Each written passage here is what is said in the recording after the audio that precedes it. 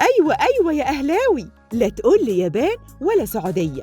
الأهلي ملك البرونزية للمرة الرابعة يا أهلاوي، يا فخر الأمة العربية. مبروك لكل المصريين، وهارد لك بقى للحاقدين. ده اللي ما يشجعش الأهلي هيعيش العمر كله حزين.